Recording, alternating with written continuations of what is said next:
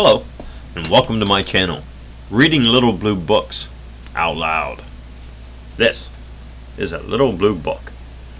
It just happens to be Little Blue Book number 367.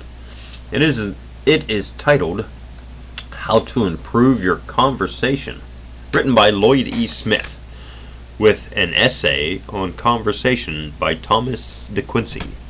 Copyright 1927. This is part 3. We left off in the middle of page 22 with a new chapter. The conference. Formerly, a conference was merely a conversation, but the word has now become more specialized in meaning, so that it refers almost exclusively to a serious consultation on some subject or another. The businessman in conference is engaged in some weighty meeting with his employers or directors or something of that sort. A conference may be between two people only, or it may involve several people. Its general tone is always serious, and if a meeting of some kind, its deliberation is often of considerable import. Doctors in conference are holding what they call more specifically a consultation.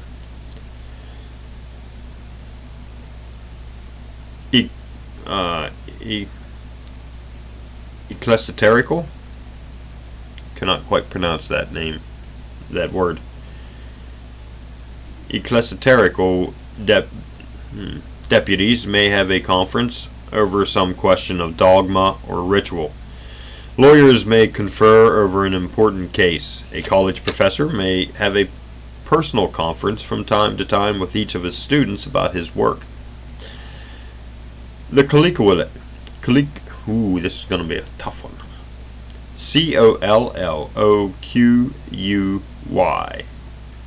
Colloquy. The colloquy. The colloquy is a form of conference, although the term is not properly used.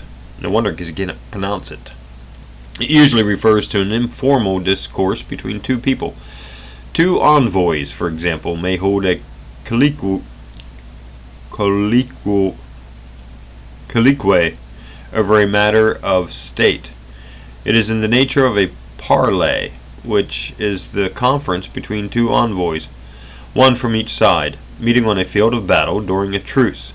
The root of the word is found more usually in the word colloquial, which refers to anything found in ordinary conversation. Thus, a word or expression may be colloquially acceptable, although not good form in the best English. Glad we don't use that word too much anymore. New chapter, the dialogue. A dialogue is, strictly speaking, a conversation between two people or more. That is, as on the stage or in a book, more or less formally presented or recorded. The word is used also as the name for somewhat animated conversation among a group of people. It implies rather rapid exchange of opinions as opposed to the formality of a more prolonged discussion. It may be witty, facetious, or quite serious, or even solemn. The chat. 3 other words are closely related to chat. They are chatter, prate, and prattle. A chat is an extremely informal conversation, usually somewhat intimate and private, frequently between two people only. The talk is light and often familiar. If the talk is so easy and light that it becomes trivial and wholly inconsequential, it is called chatter, which may be noisy, characterized by the familiar phrase chatter of blackbirds. A squirrel also is said to chatter when excited. Chatter is aimless and idle talk, and it usually comes from tongues that wag but a little below empty heads. It is a babbling and a gabbling. To prate is to talk idly or foolishly. The prating fool is he who goes about talking of this and that with silly inconsequence. And the old meaning of silly, you know, is empty. As when Coleridge writes of the silly buckets on the deck. Oh, did not know that. The prattle is to talk artlessly and freely, often without purpose and certainly without guile or any intent whatsoever, as the prattle of a child. An idiot prates while a child prattles. Grown-ups are often contemptuous of prattling, but the adults children like best are those who will listen and sympathize, for to the child the prattling does have import. A chat is properly delightful and carefree. When an old friend comes along and invites you, let's have a chat, you will do well to heed his urging. Many a happy hour may find its truest joy in the friendly chat. The talk ranges through every extreme under the sun. It may not put the universe in order, as the serious colloquially may try to do, but it will visit all the fascinating nooks and crannies of it, and get a great deal of fun in doing it. The Bull Fest. The university fellow does not converse in the formal sense, and he even seems to be a little contemptuous of the good dictionary word chat. He joins his fellow students in some room of the dormitory, which may possibly be blessed with a fireplace, and has a bull fest, or perhaps a bull session. They smoke their cigarettes or their pipes, seldom at least, in my experience, their cigars, possibly because they are too expensive, and college men are proverbially paupers, and proceed each in his turn to throw the bull on whatever subject may come up for discussion.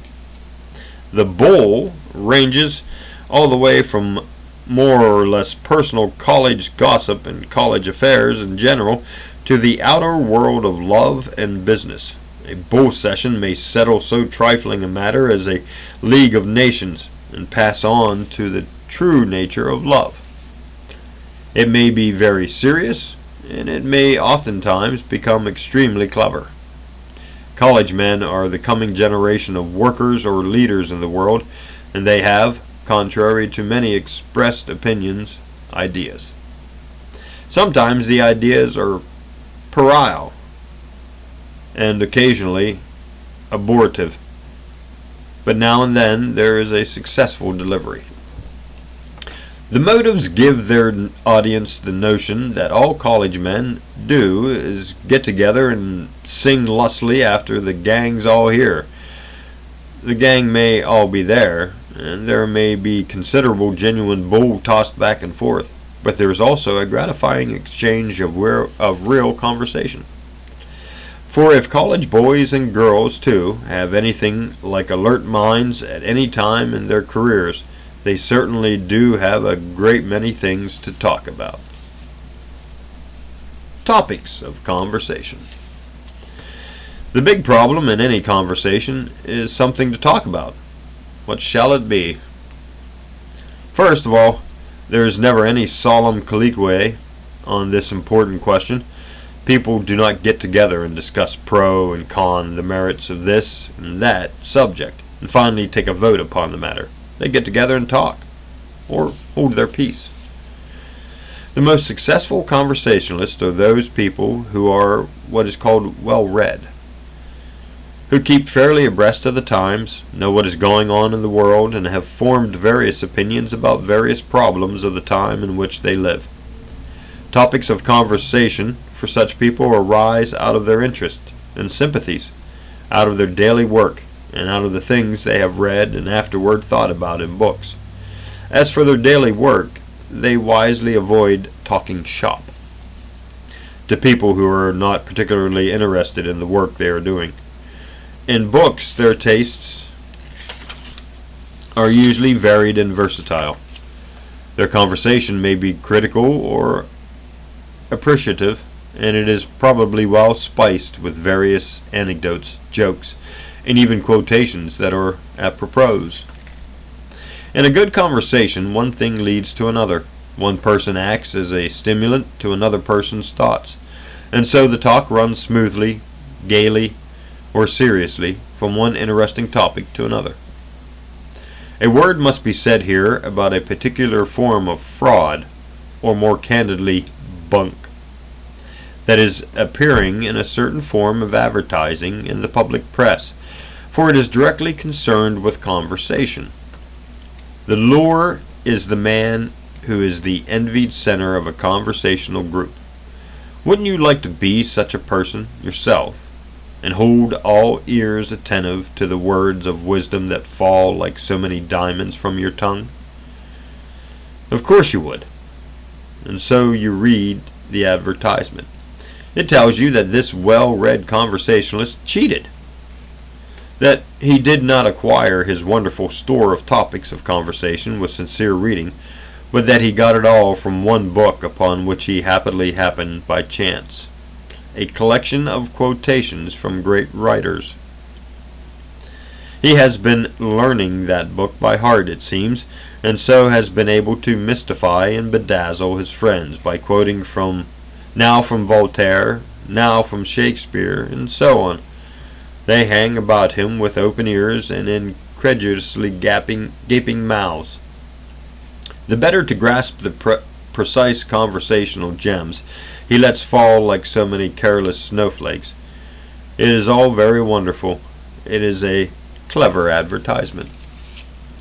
Quotations from the great and anecdotes from the lives of the elect are all very well, but they are like the joke at the irrelevant moment. They are fine when appropriately interspersed with real talk, but when they are shaken hit or miss from some head that nods here and there, like some benign pepper shaker, they are like the seeds shaken from a slotted poppy, extremely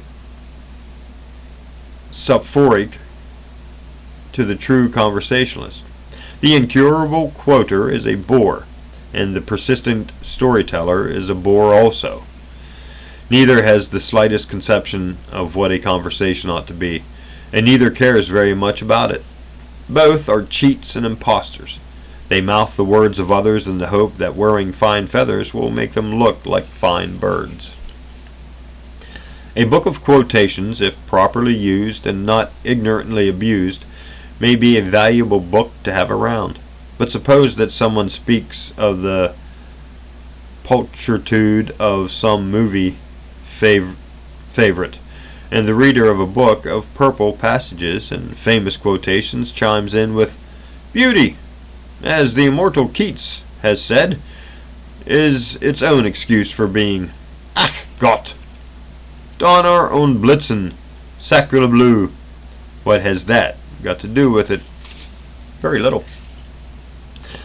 But suppose that in the course of conversation someone is reminded of Keats' famous line and quotes it to make the comment that he is a pragmatist and believes that beauty, true beauty, must be used or be condemned. Here is a topic of conversation. Now is the time to parade quotations if you have them, offering them pro or con as evidence toward the decision of this case against beauty. Examples of actual instances in which beauty has been its own excuse for being may be cited, or vice versa. Each may express his personal opinion, supported by any arguments that may occur to him. A lively discussion is probably the result if this particular group of people is interested in the subject at all. There is a difference, you see, between using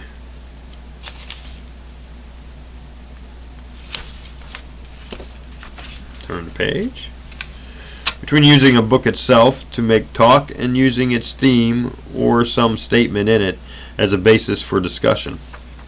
There is a vast difference indeed between quoting someone in order to use a little oxygen and fill a few seconds of flying time with the sound of the human voice, and quoting someone in order to strengthen an argument, or glide a description, or point a moral quoting, a bit of poetry to give an example of the poet's work, perhaps in explaining why you like to read him, is also different. but quoting him in the vain hope of securing a reputation for erudition is absurd and idiotic. Pardon me. As a first principle in using books towards improving your conversation, remember not to believe everything you see in print. Be critical until the author gives sufficient proof or wins your confidence enough to convince you. At times you may indeed be incredulous and not believe the writer at all. Thus you will develop the faculty of thinking for yourself, and you will soon find yourself expressing your newfound opinions with your reasons for holding them. While being critical, be open-minded. The bigot is likewise a bore. Remember that no man knows everything, least of all yourself, and be ready to learn new things. Take to heart the old maxim that the truly wise man knows that, in the face of the stupendous amount of available knowledge in the world, he knows nothing. But do not take it so much to heart that it makes you contemptuous to learning anything, whatever, because of the futility of it. Try to consider what you read and hear. Emulate the college professor, who now and then walked up and down the campus, his hands folded behind his back, his head a little bowed. When a student overbold asked him what he was doing, he answered, "I am meditating." The student, so the story goes, was not awed. Instead, he was profoundly shocked. Meditating? And in this peppy 20th century, too. But you should, notwithstanding this incident, meditate. Decide, if you can, whether this or that assertion means anything to you. Will it help you get more out of life? Is it foolish, or is it sound? And then, when you get the chance, and you have someone of similar interest to talk to, discuss it in conversation. You will improve. You will learn. And you may, although not exactly as the advertisement said, yourself become in time the center of some conversational group. Do not be a hog. If you do become such a center once in a while, be satisfied and let someone else be it occasionally. You will profit by it in the end. The Chinese monkeys that will hear no evil, see no evil, and even speak no evil, will know nothing about evil and nothing about anything else. Harness eye, ear, and mind to your tongue, and you will have the secret, the only secret there is. The entire series of little blue books, running into more than 1,000 different titles, on all sorts of subjects ranging from the classics to modern original works, represents a gold mine for the man who would improve his conversation. Again, you should be warned that the books themselves will not do it alone. You must give of yourself your personality, your inner being. If you would make the proper use of books, read, consider, and then talk. Don't impose your bookish thoughts upon uncongenial companions. That is all. There is no magic open sesame for the would-be conversationalist. There is no royal carriage along the highway to culture in any sense. You must do your own walking, heeding here and there a signpost where you may. Some books are more stimulating than others. Read both fiction and non-fiction. Collections of epigrams, proverbs, and the like may serve to give you ideas, something to think about, and then, perhaps, talk about. Listen to the talk of your fellow man when it has something of value for you, and that is all the precepts there are. The rest is up to you. I am appending a short list of selected little blue books which may serve in a figurative way of speaking to open doors to worlds new to you, and then I shall, with due humility, let you pass on to the Essay on Conversation by Thomas De Quincey, which follows. and I think I will stop there. And we will see you in the next